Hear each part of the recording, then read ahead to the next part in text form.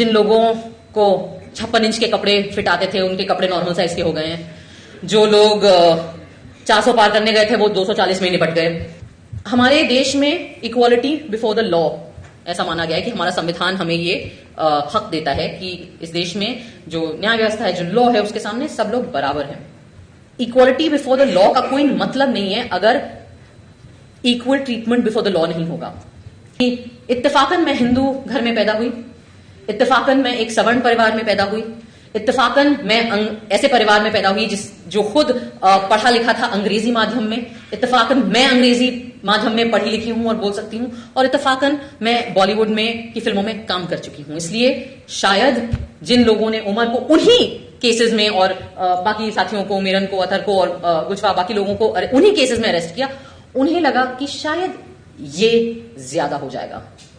आप एक मुसलमान को आतंकवादी बता सकते हो, लेकिन शायद एक Hindu x naval officer, teacher, professor mother की बेटी को आतंकवादी बताना थोड़ा ज्यादा हो जाएगा, कन्वीनियंट नहीं होगा हमारी मीडिया के लिए। उसमें उमर की एक डेट आने वाली थी बेल की, और उसके पहले ही जो न्यायाधीश थे जिन्होंने सुनना था वो केस, उन्होंने अपने आप को रेक्यूज कर लिया।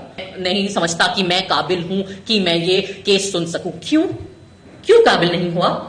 बड़ी पढ़ाई लिखाई करी होगी आपने जज बनने के लिए, कई सालों से आप आई एम अज्यूमिंग हमारे ही टैक्स के पैसों की तनख्वाह आ रही होगी आपको, हमारे ही टैक्स के पैसों से जो घर बनते हैं सरकारी उनमें आप रह रहे होगे, हमारे ही टैक्स के पैसों से जो पर्क्स आपको मिले हैं उन पे आपकी जिंदगी कंफर्टेबल है। तो आपको क्यों ये हक है अपने आप को रिक्यूज करने का अपनी जिम्मेदारियों से? क्या ये हिंदुस्तान के नागरिकों के साथ गद्दारी नहीं है?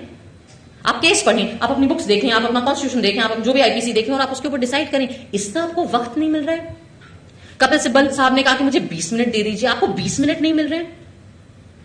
माननीय प्रधानमंत्री के साथ आपको गणेश पूजा करने का बहुत वक्त मिल गया था, पर अपना काम करने के लिए 20 मिनट नहीं मिलते हमारे न्यायाधीशों को।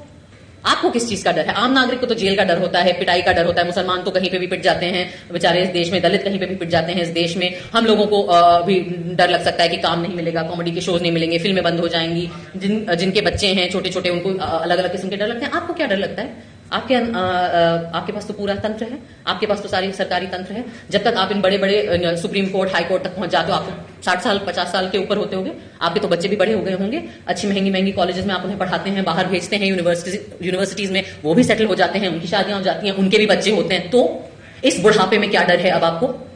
अब क्या लालच है आपके अंदर? क्या चाहिए आपको? हाँ, क्या जरूरत है? गवर्नर पोस्ट चाहिए, राज्यसभा जाना है, इतनी आपके अंदर लालच है कि आप महज आपका काम आपसे करने को हम मांग रहे हैं, वो आपसे नहीं हो रहा है। मानती कि ये किसी भी प्रकार का न्याय है। न्याय करने में होता है, न्याय बोलने में नहीं होता, न्याय भाषणबाजी नहीं होती, न्याय एक्शन होता है। लेकिन मैं ये भी कहूंगी कि अगर ऐसे ही चलते रहा तो वो जो खून के धब्बे हैं वो हमारी न्याय व्यवस्था के दामन पर भी लगेंगे, वो छींटें आप पर भी आएंगी।